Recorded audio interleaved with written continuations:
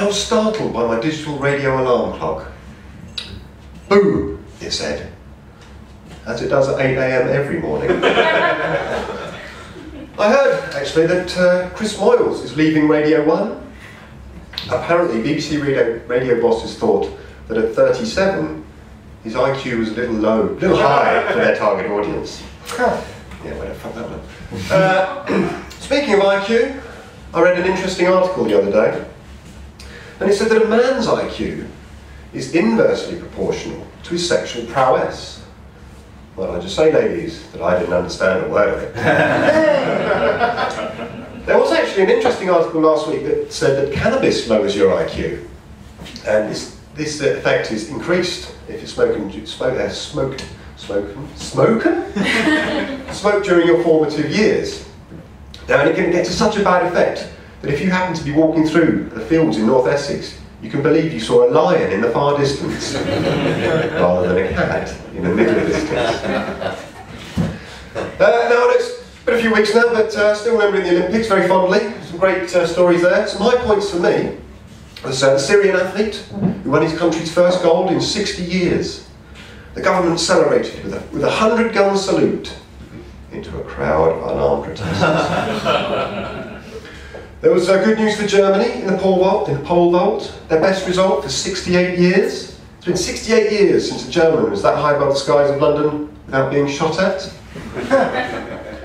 Some bad news as well, though, during the Olympics, wasn't there? There was the allegation of genetic doping levelled at the 16-year-old Chinese swimmer Yi Shiwen, because she broke the world record by 5 seconds, and it was actually faster than the fastest male athlete. During the press conference afterwards, journalists said, "Have you had the genes of an aquatic mammal spliced into your own DNA?" To which she replied, "No."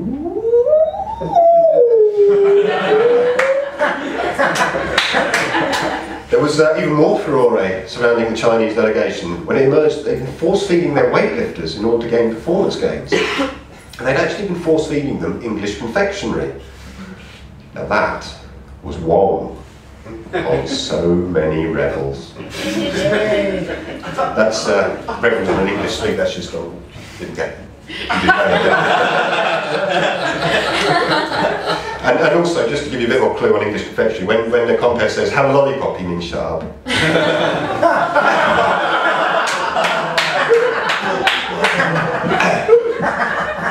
So, there were some interesting luminaries and dignitaries at both the Paralympics and the Olympics.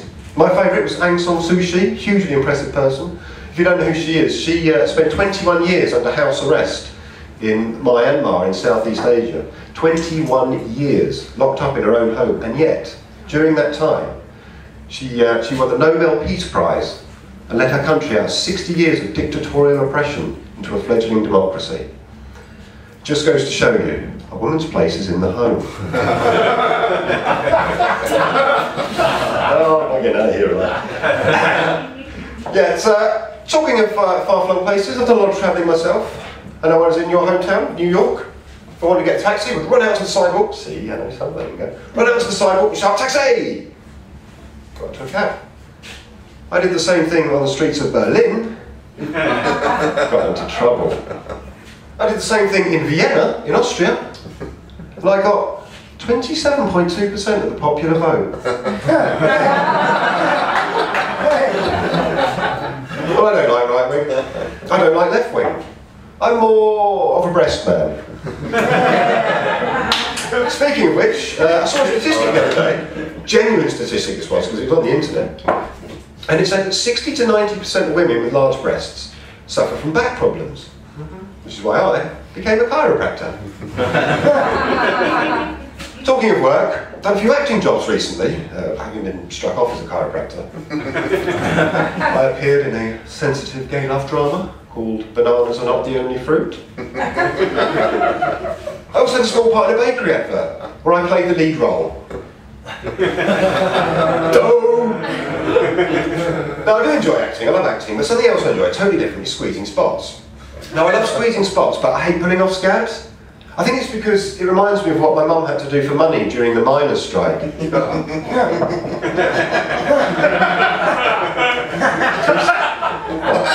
To Too soon? 1984?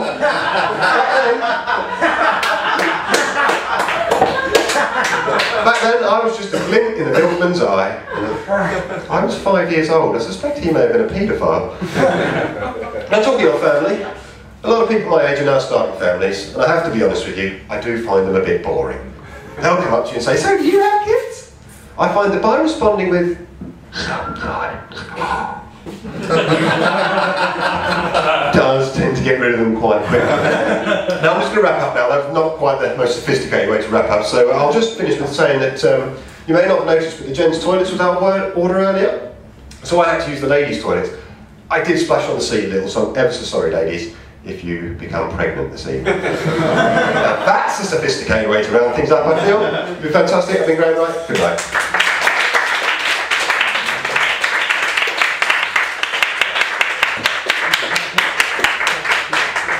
Right there, keep it going for the next act. Fantastic.